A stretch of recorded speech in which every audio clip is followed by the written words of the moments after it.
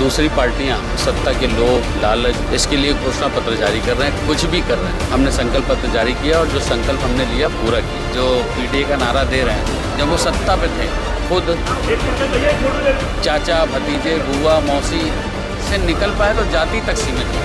कैसे 100 करोड़ की सड़क को 200 करोड़ 500 करोड़ का बजट बनाकर डीपीआर बना करके अपने किसी व्यक्ति को दे करके पार्टी फंड ले लें, इसी में दिमाग लगाए रहे। मंत्री नंद गोपाल उर्फ नंदी जी हमारे साथ में मौजूद हैं। सर क्या कहेंगे, भारतीय जनता पार्टी ने आज संकल्प पत्र को घोषित किया है, सर क्या कहना चाहेंगे इसको लेकर? देखिए, हमारा संकल्प पत्र 4 स्तंभों पर आधारित है। महिला सशक्तिकरण, किसान सशक्तिकरण, युवा सशक्तिकरण, गरीब कल्याण।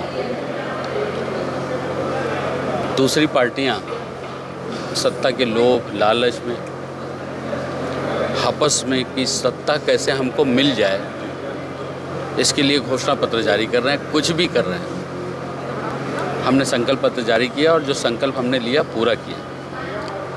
आप अगर ट्रेन से जाएंगे तो बगल में देखेंगे खिड़की से तो एक और ट्रेन की पटरी बन रही है। आप हाईवे से जाएंगे 4 लेन है तो 6 लेन बन रहा है। एक्सप्रेसवे पे आएंगे 6 लेन है तो 8 लेन बन रहा है। जिस तरह से विकास कार्य हुए हैं, गुंडे अपराधियों का समूल नाश हुआ है, आतंकियों का समूल नाश हुआ है।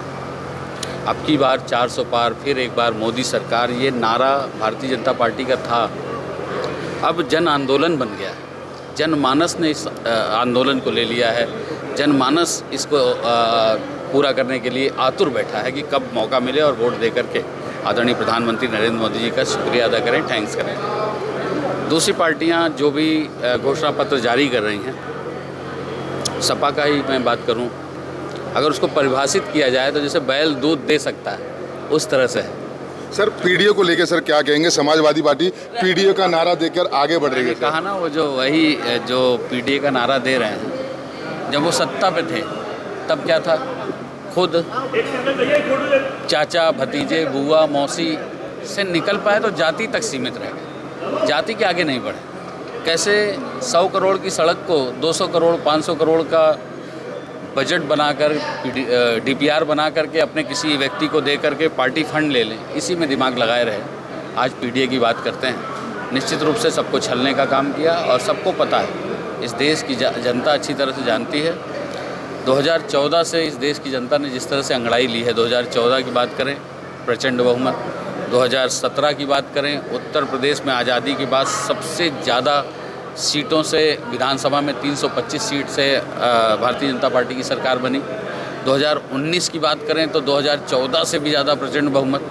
2022 की बात करें तो सबसे ज़्यादा बूथ जीतने का रिकॉर्ड उत्तर प्रदेश की 80 की 80 सीट जीत रहे हैं। सर एक तीसरा गठबंधन पल्लवी पटेल और ओवैसी का बनकर सर लग रहा है, उसको लेकर सर क्या कहना चाहेंगे? सर देखिए, मैं तीसरा गठबंधन चौथा गठबंधन नहीं, जो भी हिंदुस्तान को प्यार करता है, हिंदुस्तान की तरक्की चाहता है, हिंदुस्तान की ऊंचाई चाहता है, हिंदुस्तान को विश्व गुरु बनते हुए अग्रसर देखना चाहता है, वो आदरणीय प्रधानमंत्री नरेंद्र मोदी जी के नेतृत्व को स्वीकार कर रहा है, भारतीय जनता पार्टी के नेतृत्व को स्वीकार रहा है, एनडीए के नेतृत्व को स्वीकार कर रहा है।